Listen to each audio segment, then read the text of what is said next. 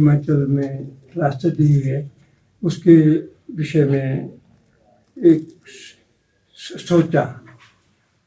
ऐसी ही सोच कुछ दिन पहले देश के सबसे बड़े न्यायालय सुप्रीम कोर्ट ने भी व्यक्त की थी, जिसमें जैसे ऋषि जी ने कहा कि उन्होंने रिमार्क्स दिया था कि वो दिन दूर नहीं कि जब हिमाचल प्रदेश एक हवा की तरह खत्म हो जाए। तो निस्संदेह ये चिंता का विषय है। आप जैसे जो विद्वान है इसको इसके ऊपर ज़्यादा सोचना होगा। ये जो ऐसा नहीं है कि ये जो फ्लड वगैरह है पहले भी आते थे। जब हम सुनते थे 70 में सुनते थे 71, 72, 73, 80, 85 तक के फ्लड आते रहे, पर उसका जो प्रभाव है इतना ज़्यादा नहीं होता था। आता था, फ्लड नदियाँ चढ़ जाती थी, 2-3 दिन बाद बैठ जाती थी। सबसे बड़ा जो मेरे को अपने जीवन में या अपने यहाँ प्रदेश में जो लगा, 1997 में चिड़गांव में सबसे बड़ा फ्लड आया था। मेरा ख्याल उसमें 200 के करीब लोग मर गए थे। मकान मुकुन संपत्ति को बहुत नुकसान हुआ था।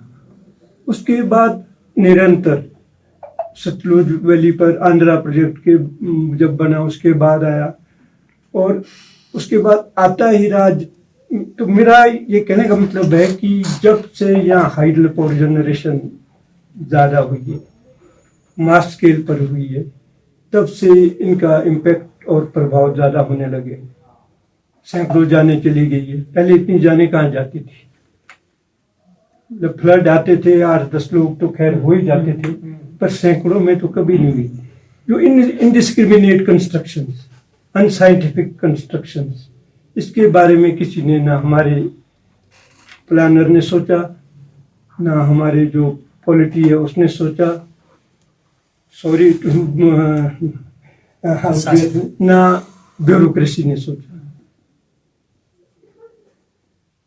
पॉलिटिशियन होते हैं, पॉलिटिक्स सरकार है, वो तो 5 साल के लिए आते हैं। वो तो बोलेंगे हमने ये भी कर देना, वो भी कर देना। रोल आता था ब्यूरोक्रेसी का और एक्सपर्ट का। मैं अगर अब शब्द ना तो घुटने टेक दिए, जो मुझे इस बात की चिंता है। अभी ये त्रासदी हुई हमारी थुनाग में, सराज वैली में। मेरे ख्याल 3-4 साल के बाद खतरे में आ सकते हैं। अब क्यों ऐसा हो रहा है? क्योंकि वो स्किल्ड लेबर है हमारे पास है नहीं। हमें चाहिए कि ITI जैसे मिस्त्री का जॉब है या इस तरह की भी चीज़ें होनी चाहिए। और जेई जो है वो साइट पे, और जो इनको प्रोजेक्ट्स को एग्जीक्यूट करने के लिए एक मॉनिटरिंग सेल, मैंने सुना है मॉनिटरिंग सेल होता है।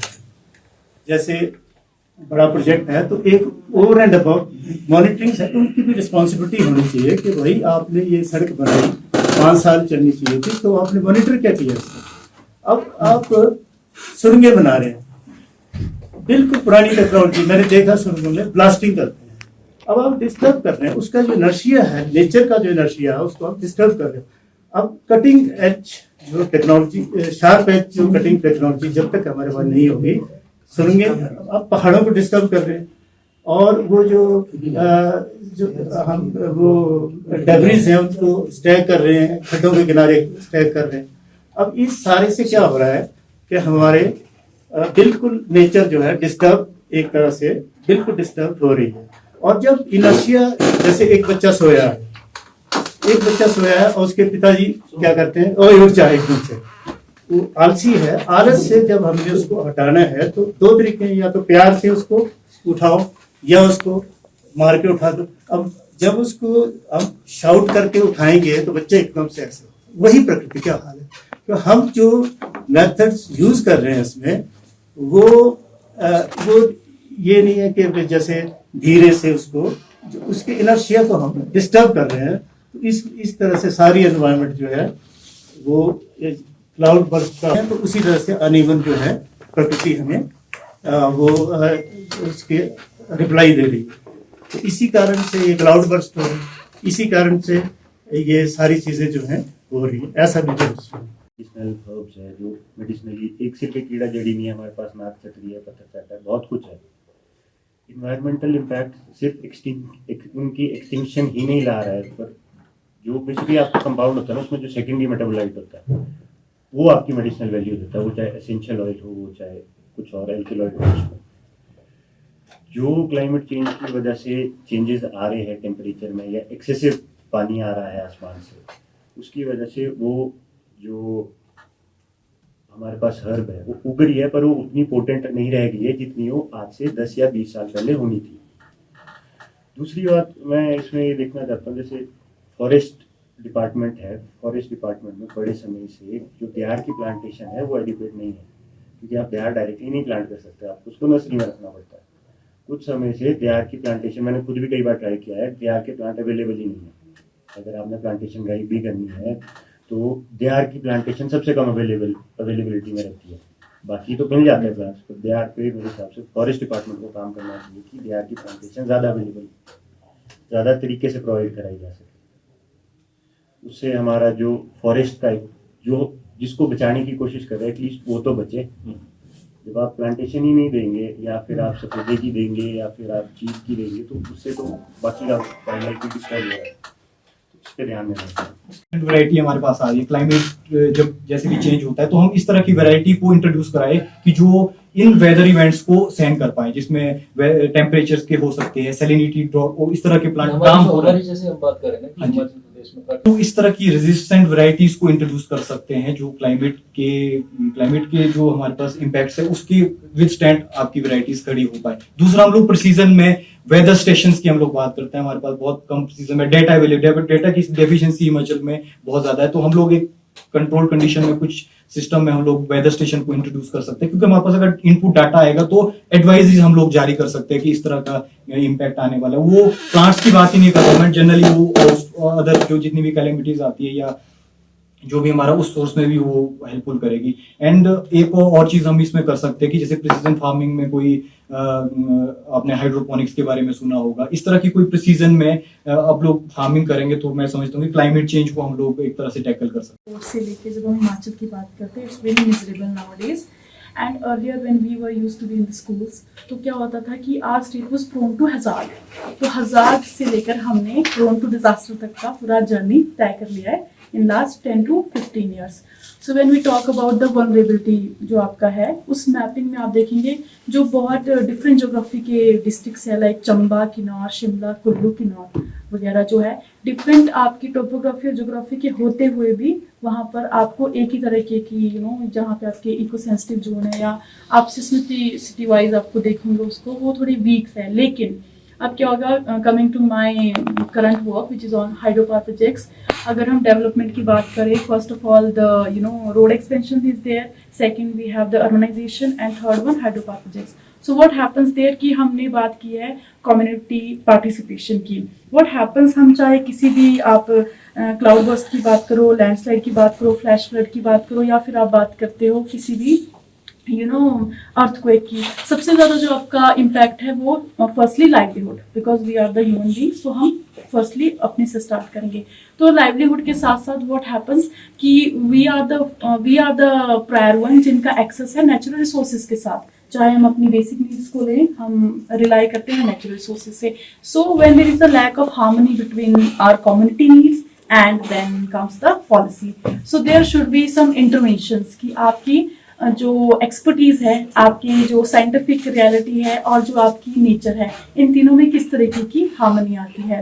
तो आई गेस ख्याल सर ने भी बात की कि मूवमेंट्स वर देयर। आपने देखा होगा नर्मदा बचाओ आंदोलन है, चाहे चिपको मूवमेंट है, चाहे जितने भी नेशनल मूवमेंट्स हुए regarding our nature, one there is going on in Kinnaur district, no means no movement, because आपको पता है वो ट्राइब रीजन है, they are asking for the stop of this, जो आपके कॉन्सिक्यूटिवली आपके ये बन रहे हैं हाइड्रो पावर प्रोजेक्ट्स बन रहे हैं। Similarly it happened in my study area which is in Chamba, तो वहाँ आपने देखा होगा एक holy very remote area is there, so I am also working on that. तो वहाँ भी आपका होली संघर्ष बचाओ समिति है, जहाँ कम्युनिटी का पार्टिसिपेशन इतना था कि they are still facing the court के जितनी भी प्रेजेंस है वो फेस कर रहे हैं, बट नथिंग हैपेंड बिकॉज वही बात है, कम्युनिटी का एक्सेस था उनके पास्चर्स पे, वहाँ ट्रांसह्यूमंस गद्दी ट्राइब्स भी हैं, बट व्हाट हैपेंस कि obviously somebody has handed over the nature and the ecosystem to the power projects forming, and जो उसकी community है they are like lacking there. अब जो उनका grasslands है, pastures है, उनके agriculture है, वो सारे lost हो चुके हैं. तो एक तरफ हम बात करते हैं कि हाँ ठीक है, we are contributing for the energy sector, which is very essential, which is also another definition of a development, but what the community, local community is getting. And another one, हम वही बात करते हैं कि हमें expertise चाहिए locals की participation के साथ, because लेमैन अगर हम बात करें तो उनको नहीं पता होता है कि आपकी जोग्राफिकल लोकेशन क्या है. वो तो सिर्फ देखेगा कि हाँ आगे रोड है, पीछे पानी का सोर्स है, तो वो मेरे लिए बढ़िया है. उसको ये भी बताने वाला ये पता होना चाहिए कि जोग्राफिकल लोकेशन सिर्फ लोकेशन नहीं होती, वो रिलेटिव लोकेशन होती है. आपको उसके जो बाकी आसपास की जो चीजें हैं, घटनाएं हैं, जैसे कोई आपके घर के पीछे कोई बड़ा पहाड़ है, तो उनको ये पता होना चाहिए कि किसी ना किसी समय में यहाँ पे ये पहाड़ भी गिर सकता है.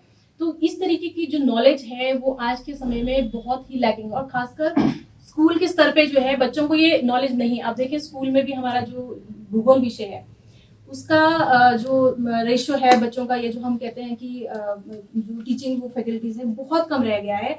मतलब लगभग 14-15% स्कूलों में जो है भूगोल विषय पढ़ाया जा रहा है. तो अगर आपको बेसिक अंडरस्टैंडिंग नहीं है अपने आसपास की, अपनी भूगोल विषय की, तो आप उसको आगे कैसे लेके जाओगे. तो हम ये भूगोल की विषय की, और साथ में दूसरी चीज जो इसमें एक ऐड करना चाहती हूँ, हमारी ट्रेडिशनल नॉलेज जो है. तो ट्रेडिशनल नॉलेज जो है हमारी बिल्कुल इन्वायरमेंट के साथ जुड़ी होती थी. हम लोग बिल्कुल एक साथ मिलकर काम करते थे उसमें. अभी आपने देखा होगा कि मंडी में जो पंचवक्त्र टेम्पल है वो भी बिल्कुल नदी के बीच में, हर साल बाढ़ झेलता है, पर वो वहीं का वहीं स्थिर रहता है. क्यों? आर्किटेक्चर उसका इस तरीके से बनाया गया है कि वो उस जितना भी आप पानी है उसके बहाव को झेल सकता है. बट आज के समय में इतनी अच्छी आप करेंगे, करोड़ों की बिल्डिंग बनाई जाती है, वो ताश के पत्ते की तरह रहती है. क्यों ताश? इसलिए क्योंकि उसका जो आर्किटेक्चरल डिजाइन, जैसे सर ने भी कहा इंजीनियरिंग उसमें कि वो फेलियर है एक तरीके से, क्योंकि सब स्टैंडर्ड मटेरियल का इस्तेमाल किया जाता है. तो ट्रेडिशनल नॉलेज को जो है भी इंटीग्रेट किया जाना चाहिए. ये चीजें जो ये जो दो आपके हैं, जैसे ट्रेडिशनल नॉलेज है, भूगोल का विषय है, ये बच्चों को शुरुआती तौर से जो है उनको समझा दिया जाना चाहिए, ताकि बच्चे जो होते हैं वो आगे तक भी कैरी करते हैं. सो हमें अभी तो जो हो रहा है वो हो रहा है, उसको हम बदलने में हमें समय लगेगा, बट जो आगे आने वाला समय है उसके ऊपर हमें ज्यादा फोकस करना होगा. उनको हमें अभी से मेंटली प्रिपेयर करना होगा कि आने वाले समय में क्या जो है चीजें आपके लिए, आपको जानना जरूरी है, अनिवार्य है, जिसके हिसाब से आप अपना जो है काम कर सके. जी ने बोला ना, हमारे को वार्निंग दे दी है, हिमाचल जो है ना ये नक्शे से खत्म हो जाएगा. इस वक्त भी अगर हम नहीं जागे, 4 चीजें जो इसमें मुख्य जो है, पहला 4 लेनिंग जो हो रही है इधर ही है, दूसरा हाइडल प्रोजेक्ट्स, और तीसरा जंगल, और चौथा जो है फजल कंस्ट्रक्शन अनप्लान बैनर्स हो रही है. ये 4 चीजें जो है मुख्य कारण ये. वैसे तो ग्लोबल वार्मिंग है, सब जगह गड़बड़ हो रहा है. ये मैं कुछ इसमें आगे कहूं, जब मैंने नौकरी शुरू की थी, ये 1962 की बात है. ये उन दिनों यहाँ कोई टेक्निकल स्टाफ जो था हिमाचल का, जूनियर इंजीनियर जिनको ओवरसियर कहते थे, उससे लेकर चीफ इंजीनियर तक सब सेंट्रल वाटर कमीशन से आते थे, जो आपने भी कंट्रैक्टर वाला कहा. तो ये जो सेंट्रल वाटर कमीशन वाले, इनके दिमाग में वही होता भाई हम तो ये करें या भी ऐसा हो. तो डॉक्टर परमार के पास PWD था, तो एक फाइल में लिखा था, मैं भी यही रोड्स ब्रांच में था, इसमें US क्लब में दफ्तर होता था. 62 की बात है ये, कि अगर मिनिस्ट्री ऑफ ट्रांसपोर्ट भारत सरकार की मेरे पास होती तो मैं उसमें ये रिकमेंड करता कि हिल्स के लिए जो है ना, ये दिल्ली के नॉर्म नहीं चलेंगे, यहाँ के लिए डिफरेंट यार्डस्टिक और डिफरेंट नॉर्म होने चाहिए. देखो उस आदमी की कितनी सोच थी 62 में, क्योंकि उस ग्रेड से यहाँ कहाँ सड़कें बढ़नी थी, जो ऐसे करो रखो, फलाना करो, एयरपिन बैंड ना दो, है रोलिंग रेट इतना रखो. तो वो चीज जो है ना, किसी ने उस तरफ ध्यान नहीं दिया. अभी जो इसमें जो 4 चीजें बताई है, पहले 4 लेनिंग में चलता हूं मैं, जो भाई साहब ने भी बोला है. देखिए एक तो ये चीज है, हिमाचल में हमारे जितनी डेवलपमेंट हो रही है या जो जितनी पॉपुलेशन है, उसके हिसाब से यहाँ 4 लेन की जरूरत ही नहीं है. ऑलरेडी डबल लेन है, उसको तुम ठीक करो, जो भी करना है दैट इज सफिशिएंट. अगर इससे करना है, अभी इमीडिएटली बाहर के कंट्रैक्टर आते हैं. मैं कोटखाई से हूं, इससे पहले जब ये जयराम की गवर्नमेंट थी और JC शर्मा सेक्रेटरी थे, मेरा खुद बगीचा नीचे आ गया था. मैं 4-5 बार इनको मिला, खुद इंजीनियर इन चीफ को मिला नेशनल हाईवे वाले, तब जाके मुश्किल से द्वार लगाई इनने। वो लगाते क्रेट वार लगाते 2 मीटर की 6 फुट। मैंने बोला इससे कुछ नहीं होगा, स्लिप ऊपर से आ रहा वर्टिकल कटिंग करके, ये फॉर्मेलिटी किसने ध्यान दिया? आम आदमी नहीं ये काम करवा सकता है। अभी तो इनको ये करना चाहिए 4 लेनिंग बिल्कुल स्टॉप करे। इन्होंने जो है ना इसमें जो प्रोटेक्शन वर्क्स है ना, सब मैंने रिटेनिंग वाल प्रॉपर लगाए, जिन्हें क्रेट वाल 2 मीटर लगाइए, उसके ऊपर पूरे स्लोप को पहले 45 डिग्री में कट करके वो करे। और सबसे बड़ी खराबी इन्होंने की, मलबा हर कहीं डंप कर दिया गवर्नमेंट अप्रूव डंपिंग साइट है। क्यों? ठेकेदार है, उसने तो पैसा बढ़ाना था। विजिटर लीफ देते हैं, इसको है ना, पशु बह गया तो उसको इतने पैसे लीफ एंड रेस्क्यू रिकवरी जिसको बोलते हैं।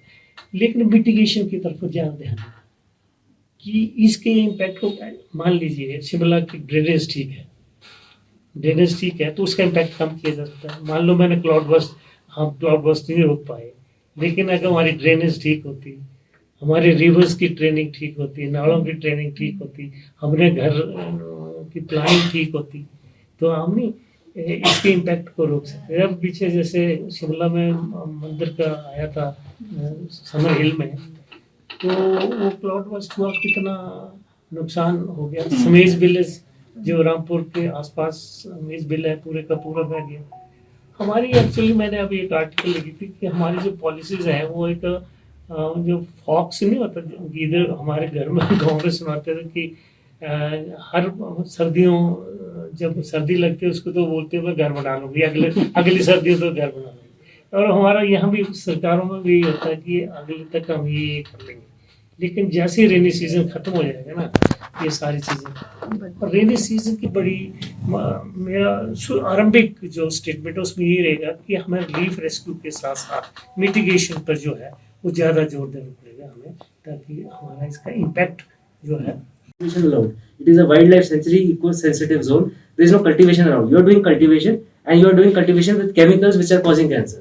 And this is being protected also by, because there are so many people there. वो protect कर रहे हैं क्योंकि वहाँ पे जो leaders हैं उनको अपनी जनता को represent करते हैं, वो तो they will support them. तो लीडर से उम्मीद इस मामले में मेरे को नहीं है, क्योंकि लीडर्स तो जनता की बात रखेंगे, उनको वोट चाहिए। The court or media has to be extremely independent and they have to stop them, because मंत्री नहीं करेंगे ना, वो लोग करेंगे। लोग, people are driven by greed.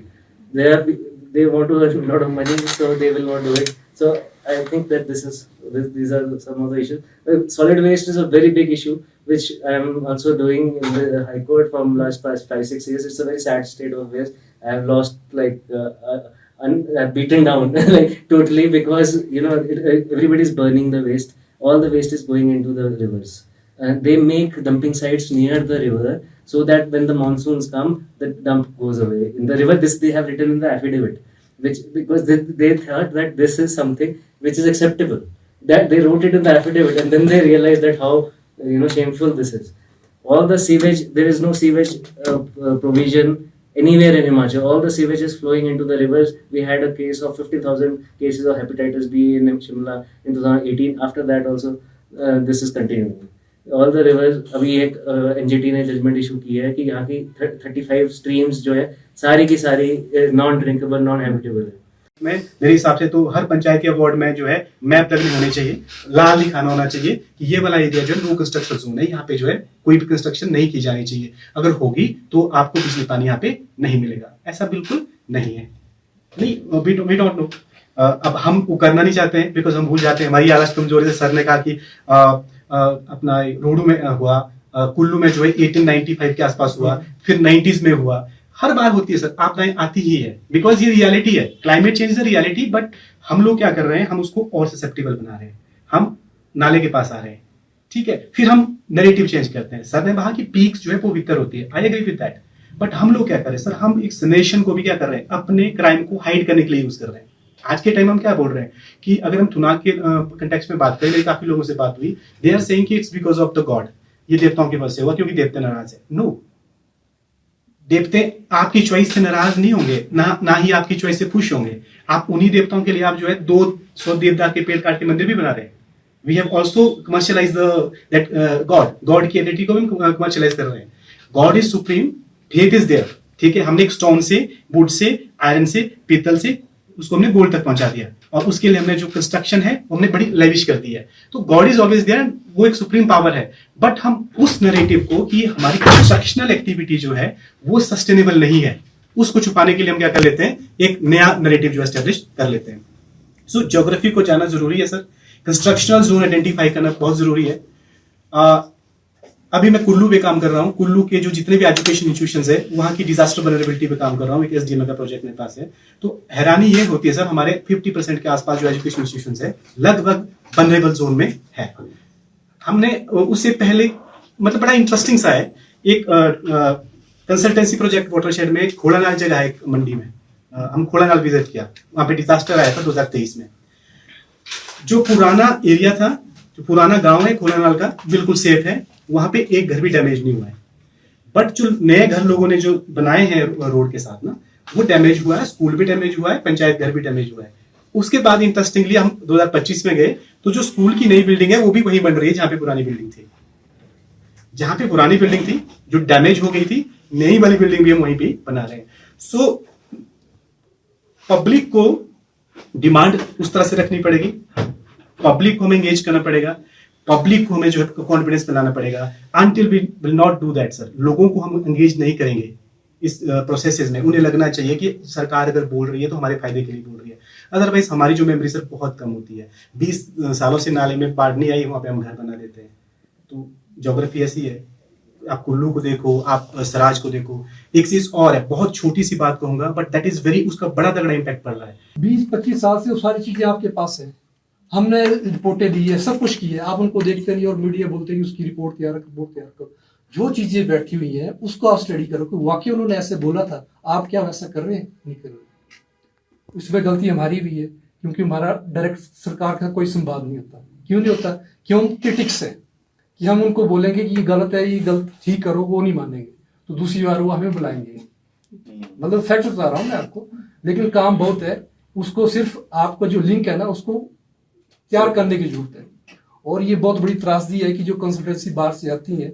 मैं एक छोटा सा एग्जाम्पल, अगर टाइम हो आपके पास, सेंट्रल यूनिवर्सिटी आपकी बठिंडा में सेंट्रल यूनिवर्सिटी है, उन्होंने एक मिनिस्ट्री ऑफ यूनिवर्सिटी बहुत बड़ा प्रोजेक्ट लिया 35 लाख का चंबा डिस्ट्रिक्ट पे, ठीक है जी। और उन्होंने रिपोर्ट तैयार की कि जो रावी नदी है सलोनी से निकलती है, आप मान सकते हैं। और वो नेशनल रिपोर्ट पे है नंबर 1। दूसरा, ग्राउंड वाटर कमीशन है सेंट्रल गवर्नमेंट का, उन्होंने रिपोर्ट तैयार की चंबा पे, कांगड़ा पे ग्राउंड वाटर की। उन्होंने रेलवे ट्रैक को आपका बनखेत तक दिखाया हुआ है कि रेलवे ट्रैक जो पठानकोट का ही बनखेत तक जाता है। क्यों? वो सारे जो लोग हैं वो सारे बाहर के हैं, कभी आए नहीं। एक आदमी को भेजेंगे कि तू सर्वे करके आएगा, एक आदमी आएगा, मतलब कि जो 2 साल की स्टडी है 15 दिन में एक चक्कर लगा के चला जाएगा, ऐसी रिपोर्ट करके दे देगा, और उसी बेस पे सारी चीजें फिर ठेकेदार सरकार काम करना शुरू कर देती है। दिक्कत क्या है कि आपकी लोकल इन्वॉल्वमेंट नहीं है, जो लोकल इंस्टीट्यूशन है उनकी बिल्कुल इन्वॉल्व नहीं है। उस चीज को अगर आप मेंटेन करें, अगर आप फॉरेन यूनिवर्सिटी में जाओ ना सर, सबसे पहले जो लोकल यूनिवर्सिटी है उसको पूछती है कि आपका इस पे क्या काम है, आपका क्या एडवाइस है इस चीज के लिए, ठीक है। तो नेचुरली अब इतने बड़े पुरानी यूनिवर्सिटी है, सभी ने काम करके रखा, आप कुछ तो लो उनसे, बिल्कुल नहीं लेंगे। कंसल्टेंट को देंगे जो बाहर के आके काम करके चले जाएंगे, उसी बेस पे सारी त्रासदी हो रही है। अगर आप ये वीडियो YouTube पर देख रहे हैं तो हमारे चैनल को सब्सक्राइब कर बेल आइकन दबाएं, और Facebook पर देख रहे हैं तो हमारे पेज को लाइक करें।